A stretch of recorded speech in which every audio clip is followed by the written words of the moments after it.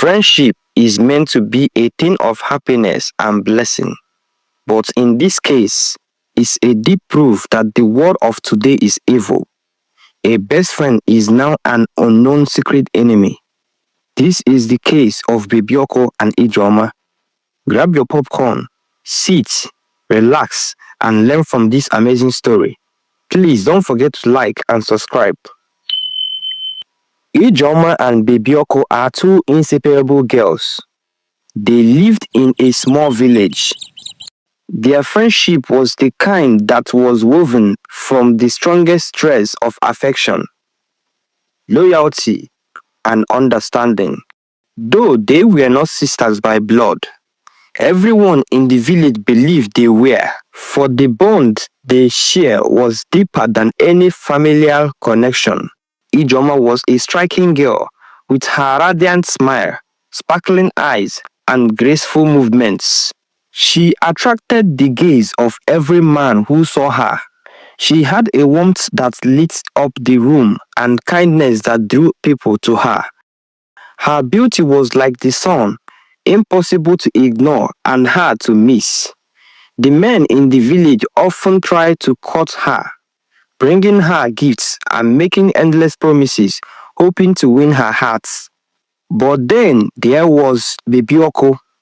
Bibioko was also kind-hearted, funny and loyal, but she lacked the same radiance that Ijoma possessed. She was shorter, less striking, and although she had a gentle soul, she could never capture the attention of the men the way Ijoma could. Wherever the two girls went together, people would marvel at how they looked like sisters, but all too often, Bibioko would watch in silence as Ijoma basked in the attention of suitors. It wasn't jealousy, she told herself, just a quiet longing, a desire to have what her best friend had. Years passed, and though Bibioko kept her feelings hidden, the ache inside her grew. She had always been content with her life, but the constant attention Ijoma received stirred something within her, a feeling she could not name but knew to be envy. And so, when news spread that Ijoma had caught the eye of a man from the city, Bibioko's heart sank. The man was named Chukwode, and he came from the bustling city of Onitsha. He was tall, handsome, and wealthy. He is one of the most respected importers at Main Market Onitsha. And he had set his sights on Ijoma. When Ijoma told Bibioko about the marriage proposal, her voice was filled with excitement and Bibioko smiled, though deep down she felt a pang of bitterness. Ijoma, Bibioko said, forcing a smile, I am so happy.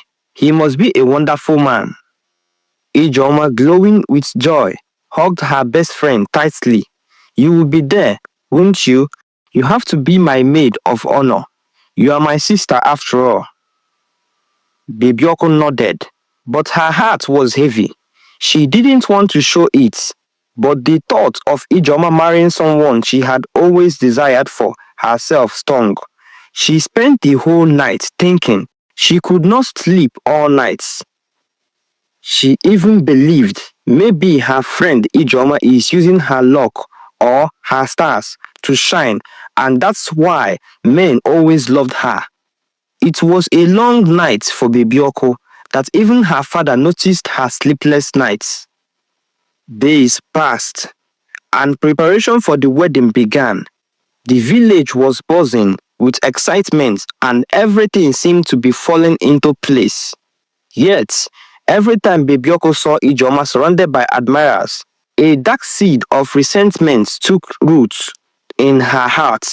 She could no longer ignore the pain of her own loneliness. The quiet longing to be noticed, to be desired, had grown into something far more dangerous: envy.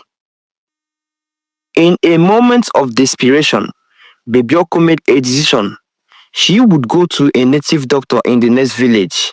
She needed a solution. She needed an answer. Something must happen. The next day, as early as possible, at dawn, Bibioko left her home and went to the next village to visit the native doctor.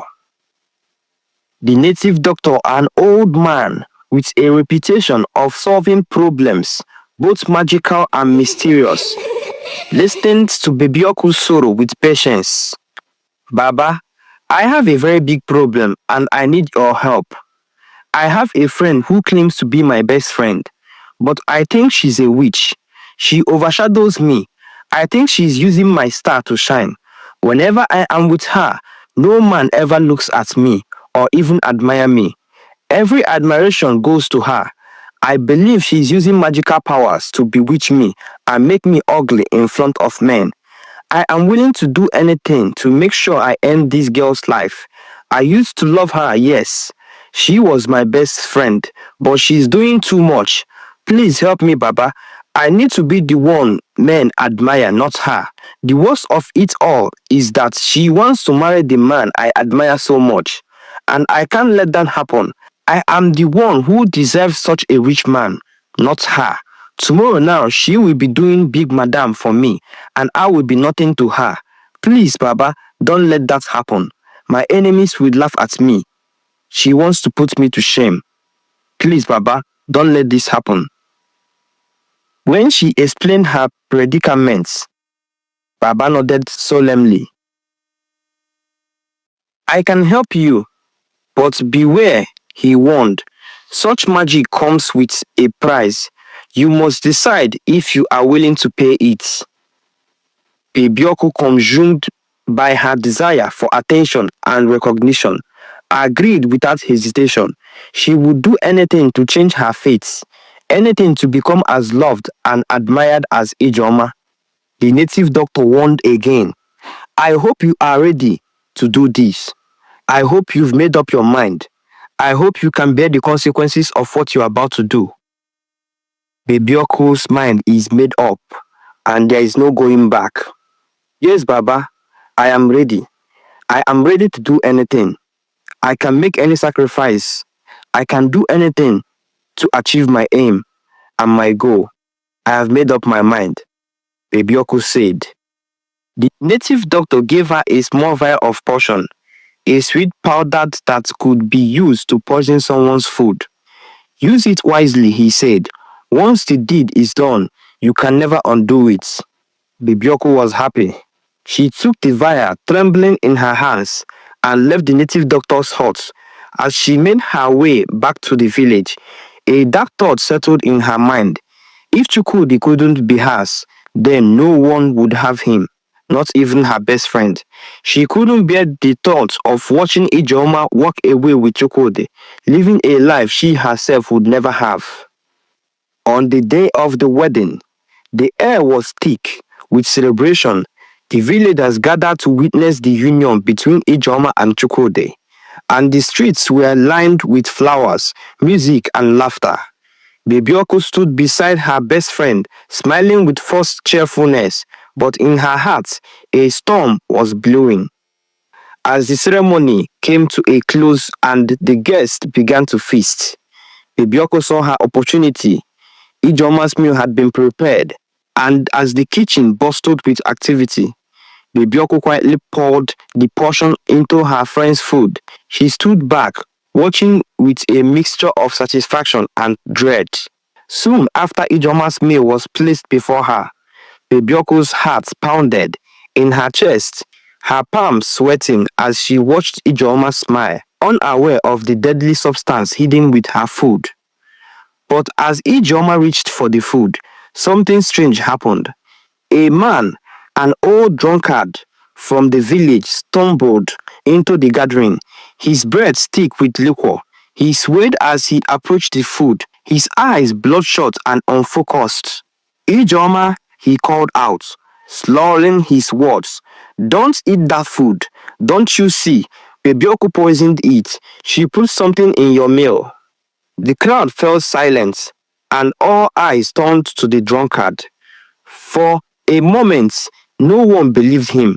The man had a reputation for speaking nonsense. The man had a reputation for speaking nonsense, and his words were dismissed as the ramblings of a drunk. But the drunkard was insistent, his voice shaking with urgency. Get out, you useless old foolish drunk, before I smash your head on the wall. How can you say I poisoned my best friend? Ijoma is my sister, and I would never do anything to hurt her, Bebioko said. But the drunk did not stop with his accusation. He sounded so sure. I saw her. She did it, he shouted. Ask Bebioko to test the food. If she won't, then you know I'm telling the truth. The tension in the air was palpable as everyone turned to Bebioko, whose face had gone pale. Sweat beaded on her forehead and her body stiffened. She had never expected this, never imagined that her secret would be exposed so quickly. A murmur spread through the crowd. Taste the food, Bebioko, they urged. Prove the drunkard wrong. Taste the food. Bebioko, her heart racing, refused. I am not hungry, she stammered, trying to back away from the pressure. But the crowd was insistent, and Chukwudi, who had been standing by, stepped forward. Bebioko, he said firmly, if you did nothing wrong, then you have nothing to fear. Taste the food. Bebioko still insisted that she's not hungry and doesn't want to eat. This made the villagers more suspicious. They insisted and threatened that they would stone Bebioko to death if she failed to taste the food to prove her innocence. Chukwudi is a very smart man. He had always suspected Bebioko to be envious of Ijoma. He noticed how Bebioko always looks at him in admiration and lust. So therefore, he believed that the drunk might be right. Chukwudi insisted that Bebioko must test the food. The whole place was filled with threats against Bebioko if she fails to test the food. With no other choice, Bebioko reluctantly picked up the spoon and brought the food to her lips. She could feel the eyes of the entire village upon her, and as she tasted the food, everyone waited patiently to see the outcome. But in less than 15 minutes, Bebioko felt a coldness wash over her. The poison was already taking effect. She gasped for air, her face contorting in agony as she collapsed to the ground. The crowd screamed, rushing to her side, but it was too late. Bebioko had swallowed the poison she had meant for Ijoma, and now she lay lifeless on the ground, her body twitching as death claimed her. Ijoma screamed in horror as she realized what had happened.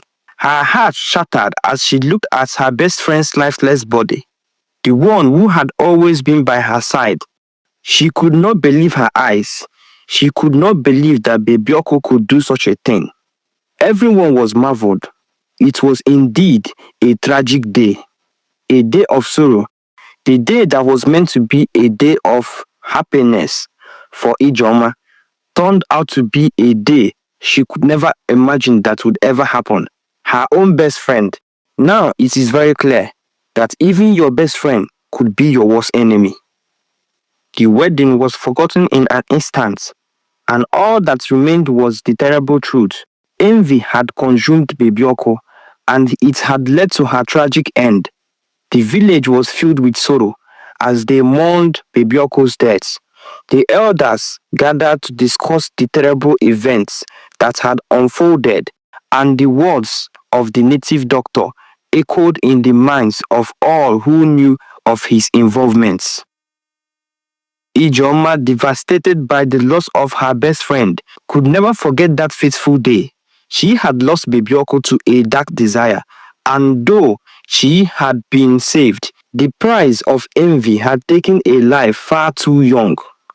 In the years that followed, the village spoke in hushed tones of the tale of Ijoma and Bebioko, a story of friendship, jealousy, and the tragic consequences of desire. It was a lesson passed down through the generations, a warning to those who allowed envy to fester in their hearts. For in the end, the brightest lights can sometimes cast the darkest shadow, and in the shadows of Ijoma's joy, Bebioko had met her untimely and tragic death. Ijoma went on to marry Chukwudi, and their home was blessed with children, wealth, and success. This is the end of my story. Please don't forget to like, share, comment, and please kindly subscribe if you enjoyed this story.